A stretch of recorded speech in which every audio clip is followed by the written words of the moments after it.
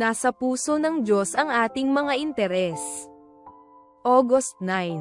Offertory Reading Devotional. Sapagkat nalalaman ko ang aking mga panukala para sa inyo, sabi ng Panginoon, mga panukala para sa ikabubuti at hindi sa ikasasama, upang bigyan kayo ng kinabukasan at ng pag-asa.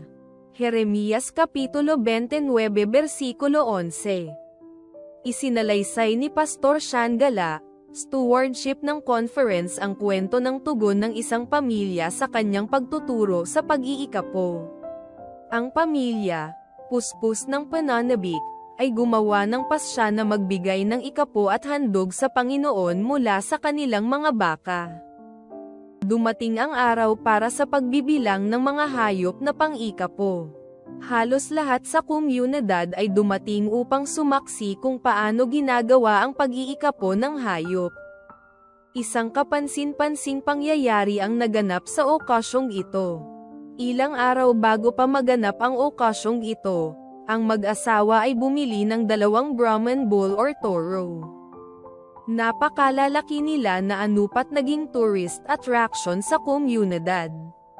Nang magsimula ang pagbibilang, nangangamba ang mag-asawa, na ang kanilang pinahahalagahang toro ay baka mapatapat na ikapo. Habang sila ay nag-aalala, ang 2 toro, ay magkasunod sa bilang para sa ikapo at handog. Napagtanto ng pamilya na ang kanilang mga toro ay mapapatapat na ikapo at handog. Sa pag-aalala mabilis na pumunta ang mag-asawa sa likod ng karamihan upang maiwasang masaksihan ang kalalabasan. Subalit habang ang mga toro ay maibibilang na ikapo at handog, sila'y nangagsibalik sa corral dahil sa ingay na nililikha ng mga batang toro. Nagpahintulot ito sa ibang mga toro na maging pang-ikapo. Kinilala ito ng mag-asawa bilang tanda na nasa puso ng Diyos ang kanilang mga interes. Panawagan. Habang ibinabalik natin ang ikapo at nagkakaloob ng pangakong handog, huwag tayong matakot na tayo ay makakaranas ng kaguluhan sapagkat nasa puso ng Diyos ang ating interes.